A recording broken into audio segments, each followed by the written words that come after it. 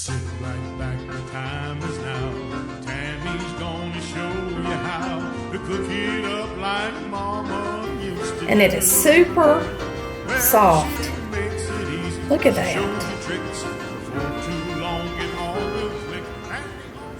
Hey y'all, it's Chris and Tammy with Colored Valley Cooks.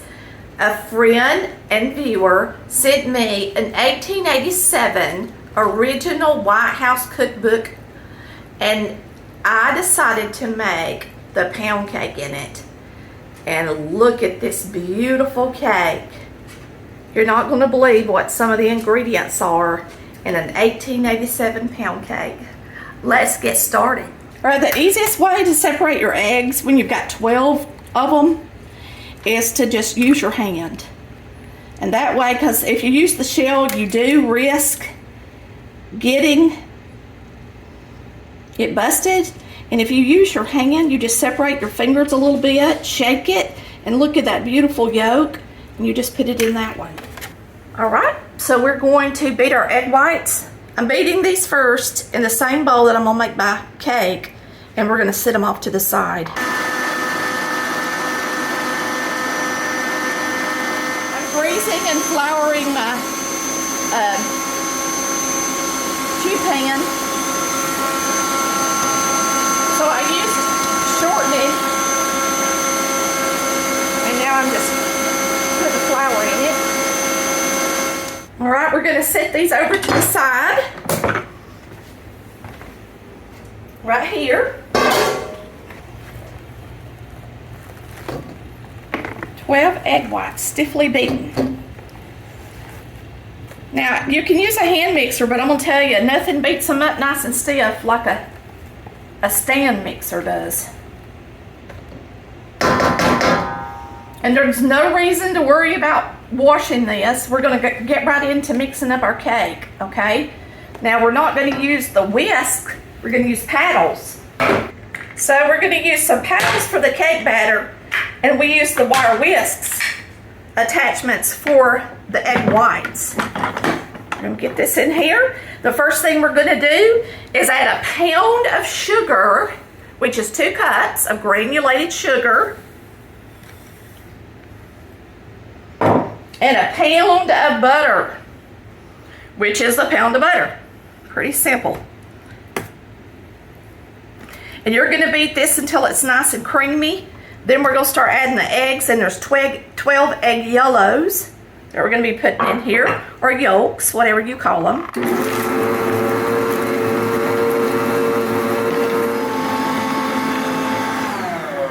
We're gonna start adding the eggs one at a time, the yellows. 12 of them.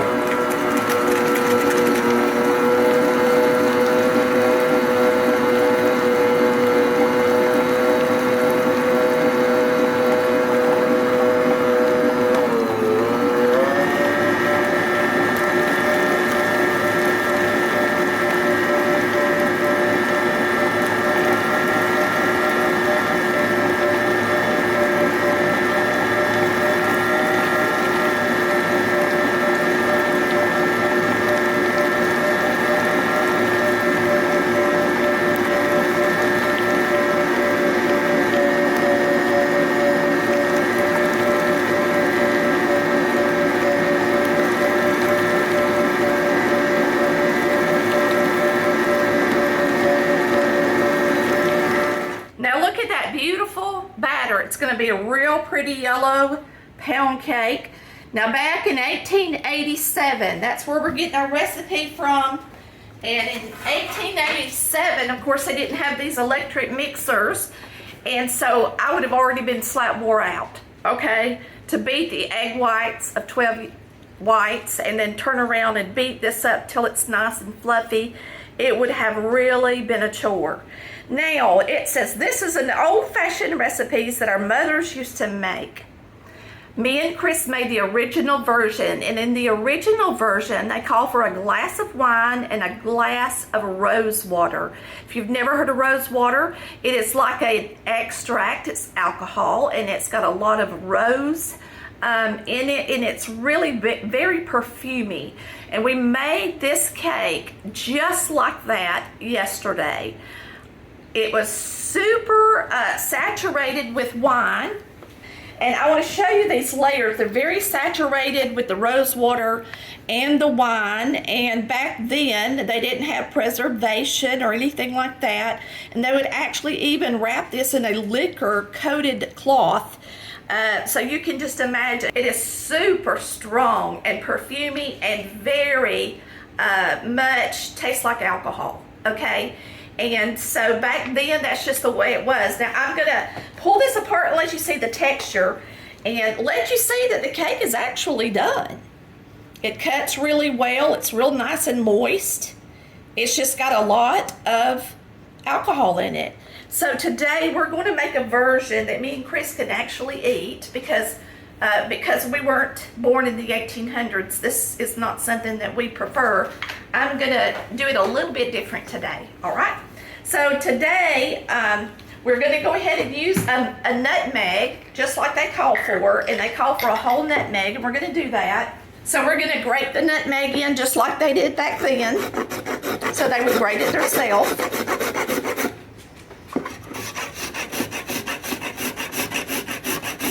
And they want the whole nutmeg in the cake. So, of course, you guys are already asking, can I leave the nutmeg out?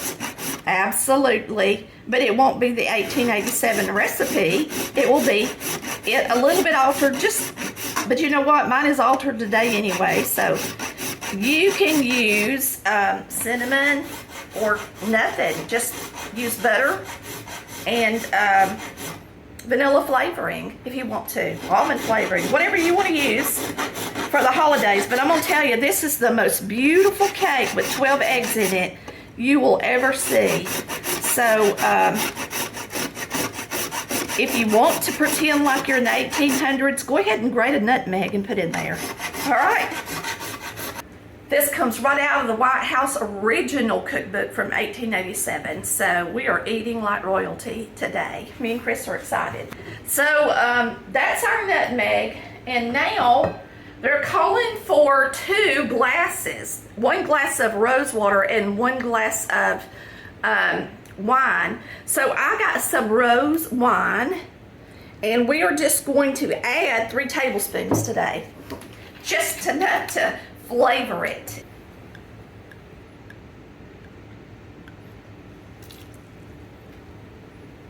And the glass was 4 ounces, wasn't it? Yes. Okay. I used 4 ounces Yeah. when I used the glasses. I think this is going to be really delicious with just a hint of wine. And then we're going to add some wonderful vanilla. I'm gonna go ahead and put in a tablespoon. Since I put 3 of that, I'm gonna put a tablespoon of vanilla. That's alcohol too, so hey.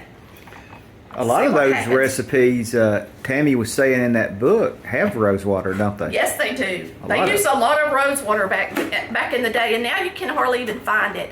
I found my rose water at Home Goods, so it's hard to find. I put the guard on.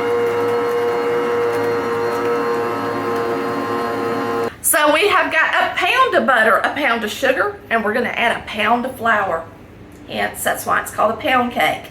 Back in the day, that's exactly what they used. And I guess it was a pound of eggs as well. So we're going to throw this in there. We're going to use 4 cups of flour, which equals a pound. Okay? And this is all-purpose. This is all-purpose white lily flour. 4 cups. We pre-measured everything. And if you want to be precise, you can always weigh it.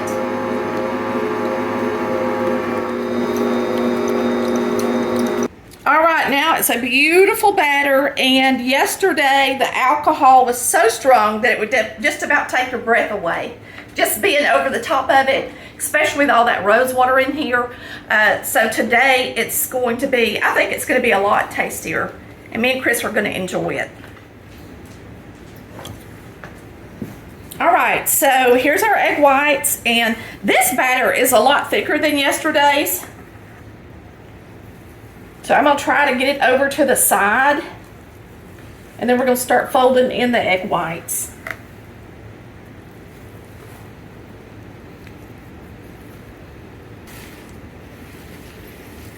Is that how your pound cake usually looks? Yes. Is that the? Yes. Pound cake batter is typically really thick like this. And most people do not beat egg whites and put in their pound cake anymore. But back in the day, everybody that made a cake beat their egg whites because it would make it light. It also helped it rise. And that's just how it was. My mama would beat egg whites to go in waffles. I mean, they beat their egg whites to go in cakes and waffles and lots of things back in the day.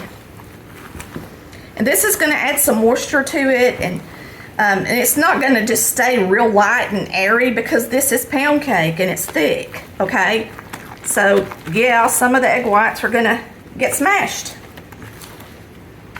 But I still am folding, fold. You don't mix it, you fold it. So you don't want to use the mixer to do this part, you want to do it by hand. So you just want to fold these egg whites in there by hand, just like I'm doing.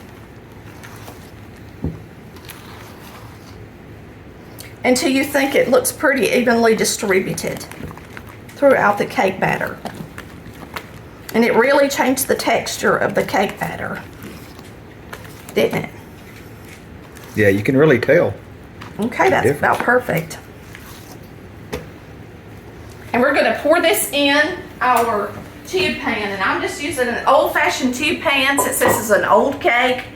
And I just greased it with some shortening and floured it with flour. There it is.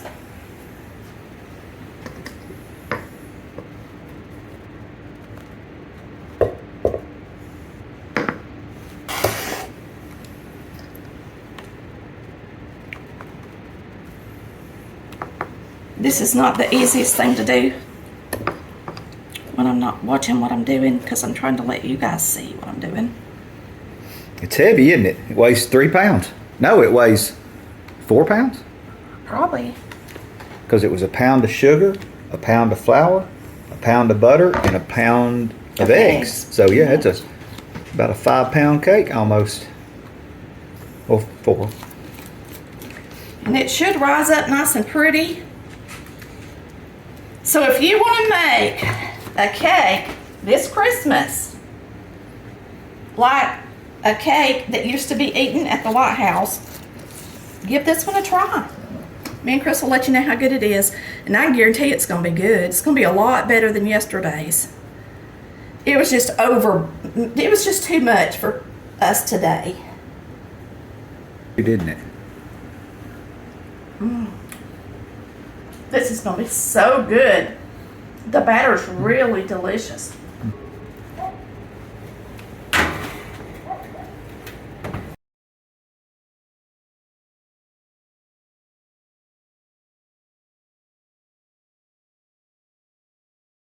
Our beautiful pound cake is so ready and beautiful, beautiful. It rose up so pretty.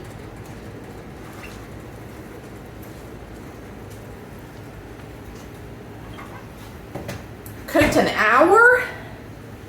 Isn't it pretty, y'all? And it smells so good.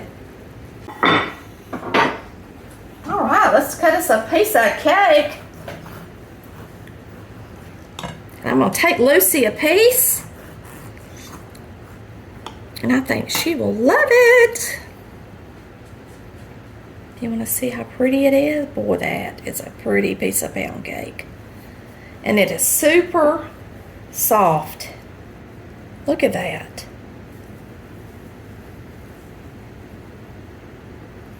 You can see the little pieces of nutmeg in it, can't you? Mm-hmm. Wow. That looks really good, y'all. I'm tasting it.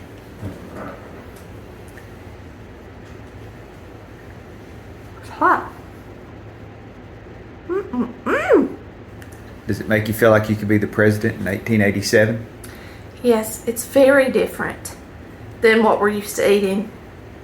The flavors are very different because of the fresh nutmeg. Grated nutmeg is so different than nutmeg you get out of a jar that's already ground. You can taste the hint of wine in it. It's very faint, but it's there, and it's really delicious. And I think that if they had been able to, I just don't think we drink as much alcohol as they did back then. So I think our tastes are a little bit different because we do like for the alcohol to burn off of most of our foods. This is absolutely delicious, and I encourage you to give it a try, and maybe you'll feel like the president. It's very spongy because of 12 eggs and the egg whites. It's very delicious and very spongy and very good. So this is different than most of the pound cakes. Even the texture is a lot different because we don't put 12 eggs in our pound cakes anymore. So I hope y'all will try it, and I really want you to comment and let me know what you think about this old recipe, and if you want to see more of these old recipes out of this cookbook. We'll see you next time on Collard Valley Cooks, where we cook like our mamas did back in the 1800s. Bye, I love ya.